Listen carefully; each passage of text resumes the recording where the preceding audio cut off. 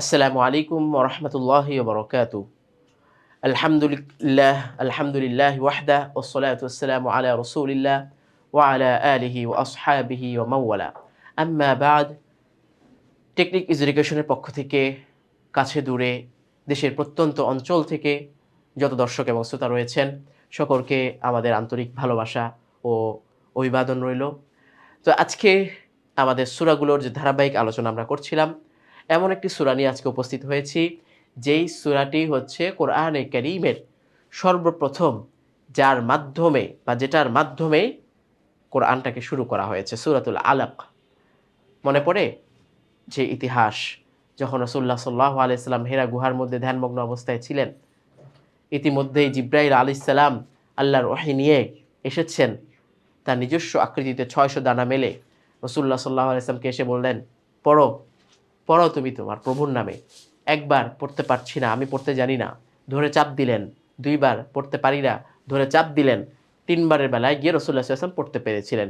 কিন্তু সেই ওহীর যে ভারিত্ব, কোরআনে কারীমের যে ভারিত্ব, তার মাধ্যমে রাসূলুল্লাহ সাল্লাল্লাহু আলাইহি ওয়াসাল্লামের কম্পন, শরীরে কম্পন সৃষ্টি হয়েছিল এবং অসুস্থ ছিলেন দীর্ঘদিন। তো এই যে এই সূরাটাই আজকে আমরা পড়া শুরু করব। তো এর মাধ্যমে আসলে বোঝা যায় যে ইলম শিখতে গেলে বা জ্ঞান চর্চা করতে গেলে আপনাকে অনেক কষ্ট সহ্য করতে হবে। কষ্ট ছাড়া আসলে কখনোই সফলতা অর্জন করা তো অসম্ভব। আমি যেকোনো জিনিস সেটাকে আমি যদি আমার নিজের আয়ত্তে আনতে চাই, এর পেছনে আমাকে শ্রম দিতে হবে। এটাই কিন্তু আমরা এই সূরার প্রথম ৫ টি আয়াতের প্রেক্ষাপট থেকে বুঝতে পারি, জানতে পারি। আল্লাহ তাআলা চাইলে পারতেন পুরো কোরআনটাকে রাসূলুল্লাহ সাল্লাল্লাহু আলাইহি ওয়াসাল্লামের অন্তরের মধ্যে একবারে বসিয়ে দিতে। এত কষ্ট করে জিবরাইল আলাইহিস সালামকে বারবার পাঠিয়ে ২৩ টা বৎসর লাগিয়ে রাসূলুল্লাহ সাল্লাল্লাহু আলাইহি ওয়াসাল্লাম যখন ওহী আসতো, কষ্টে, হ্যাঁ, তার শরীর মনে হয় যেন ভেঙে চুরে যেত। এরকম তিনি রাসূলুল্লাহ সাল্লাল্লাহু আলাইহি ওয়াসাল্লাম বলতেন। এক সাহাবীরও এক কাহিনী রয়েছে। রাসূলুল্লাহ সাল্লাল্লাহু আলাইহি ওয়াসাল্লাম এরকম আসন গেড়ে বসা ছিলেন। রাসূলুল্লাহ সাল্লাল্লাহু আলাইহি ওয়াসাল্লামের পা মোবারকটা হাঁটুর দিকটার সাহাবীর রানের উপর গিয়ে পড়া ছিল। এই পর্যায়ে ওহী আসা শুরু হলো। ওই সাহাবা বলছিলেন, ওহী আসলে তো রাসূলুল্লাহ সাল্লাল্লাহু আলাইহি ওয়াসাল্লাম এর অবস্থা বেগতিক হয়ে যেত, শরীর ঘেমে যেত শীতকালেও। তো ওই সাহাবী বলছেন যে, "আমার এমন অবস্থা মনে হচ্ছে যে আমার এই রানের পা, মানে হাড়গুলো চূর্ণ-বিচূর্ণ হয়ে যাচ্ছে। এত ভার আমার কাছে লাগছিল।" তো রাসূলের খুব কষ্ট হতো। তো সেজন্য কষ্ট ছাড়া আসলে কোনো উপায় নেই। তো আমরা সূরা শুরু করছি। সূরাতুল আলাক মক্কায় অবতীর্ণ, আয়াত সংখ্যা ১৯, রুকু সংখ্যা ১। বিসমিল্লাহির রহমানির রহিম। তো যেহেতু সূরাটা লম্বা, আমি এক আয়াত করে প্রথমে ভেঙে বলবো, তারপর পুরো আয়াত একসাথে বলবো। আমরা খেয়াল করে শুনবো ইনশাআল্লাহ। ইকরা, ইকরা, কফে কলকলা রয়েছে, র গিয়ে হামজাকে ধরলো। বিসমি রব্বিকাল্লাযী, বিসমি রব্বিকাল্লাযী খলাক। ওয়াকফ করেছি খলাক, এরকম একটা আপনার ধাক্কা থাকবে, কারণ যেহেতু কলকলা হরফ। ইকরা বিসমি রব্বিকাল্লাযী খলাক, খলাকাল ইনসানা মিন আলাক, আইন কফ আলাক, খলাকাল ইনসানা মিন আলাক। ইকরা, আগের মতোই শব্দটা। ওয়া রব্বুকাল, কাফ এসে এই যে লামকে ধরে ফেলবে। রব্বুকাল আকরম, এখানে কাফের মাথাটা অনেক বড় বোঝা যাচ্ছে না, কিন্তু এটা আসলে হামজার উপরে জবর, তারপরে কাফ। আকরম, ইকরা ওয়া রব্বুকাল আকরম। যেহেতু এখানে আলিফের পরে কিছু নেই, তাহলে আমরা কি লাগাবো? পূর্বের নিয়মে আমরা হামজা, বা জবর লাগাবো আর কি। হামজা জবর আ। আল্লাযী আল্লামা বিল কলম, আল্লাযী আল্লামা বিল কলম, আল্লামাল ইনসানা, আল্লামাল ইনসানা মা লাম ইয়ালাম। তো এখানে মিমের পরে ইয়া, ইজহারে শাফাওয়ি বা মিম সাকিনের ইজহার, কোনো গুন্নাহ কিন্তু হবে না। আল্লামাল ইনসানা মা লাম ইয়ালাম। এই ৫টি আয়াতই কিন্তু সর্বপ্রথম কোরআনে কারিমের নাজিল হয়। কাল্লা, ৩ আলিফ, কাল্লা, ইন্নাল ইনসানা লায়াতগা, লায়াতগা। এখন এখানে তিন আলিফ লামের চিহ্ন কিন্তু আছে। কেউ যদি মিলিয়ে পড়ে তাহলে এই যে মাদের হরফের পরে, মাদের হরকতের পরে কি রয়েছে? হামজা রয়েছে। তো সেই জন্য তিন আলিফ হবে। আর যদি আমরা মিলিয়ে না পড়ি তাহলে এক আলিফই। লায়াতগা, শেষ।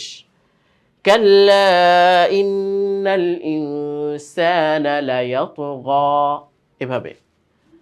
আর এই যে নুন সাকিনের পরে র, ইদগাম, আমরা ধরে ফেলবো র কে। আর রাআহু, আর রাআহু ইস্তাগনা, আর রাআহু ইস্তাগনা। ইন্না ইলা রাব্বিকা রুজআ, রুজআ। ইন্না ইলা রাব্বিকা রুজআ। আরাআইতাল্লাযী, আরাআইতাল্লাযী ينهى، أرأيت الذي ينهى عبدا إذا صلى، عبدا إذا صلى، صلى. أرأيت إن كان على الهدى। এখানে একই কথা। পরবর্তী আমরা যদি মিলিয়ে পড়ি যে أرأيت إن كان على الهدى أو أمر بالتقوى، যদি মিলিয়ে পড়ি তাহলে তিন আলিফ, না তো এক আলিফ। أرأيت إن كان على الهدى أو أمر بالتقوى، أو أمر بالتقوى। أرأيت إن كذب، ইনের মধ্যে গুণনা করলাম কেন? নুন সাকিনের পরে কাফ, ইকফার গুণনা, তাই না? ইন কাযযাবা ওয়া তাওয়াল্লা, ওয়া তাওয়াল্লা। আবার একসাথে পড়ছি। আরাআইতা ইন কাযযাবা ওয়া তাওয়াল্লা। আলাম ইয়ালাম, আলাম ইয়ালাম বিআন্নাল্লাহা ইয়ারা। তো আলাম প্রথমটার মধ্যে কোনো গুণনা নেই, দ্বিতীয়টার মধ্যে গুণনা কেন? মিম সাকিনের পরে বা, মিম সাকিনের ইকফা। আলাম ইয়ালাম বিআন্নাল্লাহা ইয়ারা। কাল্লা লাইল্লাম ইয়ানতাহ, লাইল, এই নুন সাকিনের পরে লাম গিয়ে, লামকে গিয়ে ধরবে। লাইল্লাম ইয়ানতাহ, যদি মিলিয়ে পড়ি তাহলে লাইল্লাম ইয়ানতাহি লানাসফাম। আর তা না হলে আমরা থামলাম, ছোট করেই থামলাম। আচ্ছা, লাইল্লাম ইয়ানতাহ পর্যন্ত আমরা এই বোর্ডে রাখলাম। পরবর্তী বোর্ডে আমরা পরবর্তী অংশটুকু নিয়ে আসি। লানাসফাআম, এই যে তানভীরের পরে বা, যেটা হচ্ছে ইকলাব। লানাসফাআম বিন্নাসিয়াহ, নাসিয়াহ, লানাসফাআম বিন্নাসিয়াহ, নাসিয়াতিন, নাসিয়াতিন, এই যে এখানেও ইকফার গুন্না। কাযিবাতিন খাতিআহ, এখানে কিন্তু ইজহার, তানবিনের পরে খ, ইজহারের জন্য স্পষ্ট করে পড়তে হবে। খাতিআহ, নাসিয়াতিন কাযিবাতিন খাতিআহ, এভাবে। ফালইয়াদউ, ফালইয়াদউ নাদিয়াহ। তো হায়ের উপর উল্টা পেশ থাকলেও হার মধ্যে জজম চলে আসবে। ফালইয়াদউ নাদিয়াহ। সানাদউজ, আইন গিয়ে এদিকে ঝাকে ধরে ফেলবে। সানাদউজ জাবানিয়াহ, জাবানিয়াহ। কাল্লা, এখানে তটা যদিও অনেক বড় করে আসছে কিন্তু আসলে তটা হবে ছোট, একটা ওয়াকফের, তা আমরা এটাকে কেটে দিলাম, কেটে ওয়াকফের জন্য ছোট্ট একটা দিলাম। কাল্লা লা তুতিউহু। আচ্ছা, এখানে কিন্তু অগ্রিম একটা দাগ দেওয়া রয়েছে। দাগটা কেন দেওয়া রয়েছে? কারণ এই যে আমরা ছোট্ট করে এখানে দেখতে পাবো, এখানে লেখা আছে কি আস-সাজদাতু, আস-সাজদা, মানে এই আয়াতটা যে পড়বে, যে শুনবে, সকলের জন্য তেলাওয়াতে সিজদা ওয়াজিব।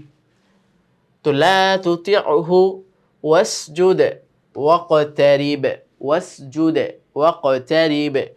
কাল্লা লা তুতিউহু ওয়াসজুদ ওয়াকতারিব। বেশ, পুরাটা লাইন হয়ে গেল। তো এখানে তেলাওয়াতে সিজদার নিয়মটা কি? অবশ্যই যে সমস্ত শর্তগুলো নামাজের জন্য, যেমন অজু থাকা, কেবলার দিকে ফেরা, হ্যাঁ? এই জায়গাগুলো থাকতে হবে, হ্যাঁ? পাক পবিত্র অবস্থায় থাকা। তো এগুলা থাকার পরে সে কি করবে? কেবলার দিকে ফিরে শুধুমাত্র নিয়ত করবে, আমি তেলাওয়াতে সিজদা দিচ্ছি। ব্যাস এই কথা বলে আল্লাহু আকবার বলে নিচে সিজদায় চলে যাবে। সিজদায় গিয়ে ৩ বার সুবহান রাব্বিয়াল আ'লা, সুবহান রাব্বিয়াল আ'লা, সুবহান রাব্বিয়াল আ'লা পড়ে যাবে, পড়ে ব্যাস উঠে যাবে। এই হচ্ছে সিজদা, কোনো রুকু-টুকু নেই। ডাইরেক্ট সিজদা চলে যাবে, সিজদা দিয়ে ব্যাস উঠে যাবে। এই হচ্ছে তেলাওয়াতের সিজদা। তো এই পর্যন্ত আমাদের এই সূরা রইল। সূরাতুল আলাক আমরা আজকে শুনতে পেলাম। তো তেলাওয়াতগুলো অবশ্যই আমরা চেষ্টা করব ভেঙে যেহেতু বলে দেই, ভাঙ্গা একসময় শেখা, আর এটা হচ্ছে পুরাটা যখন বলছি তখন মনোযোগ দিয়ে শোনা। আল্লাহ তাআলা আমাদেরকে এই সূরাগুলো সুন্দরভাবে সহিশুদ্ধভাবে পড়ার তৌফিক দান করুক। এই কামনা ব্যক্ত করে আজকে এখানে বিদায় নিচ্ছি।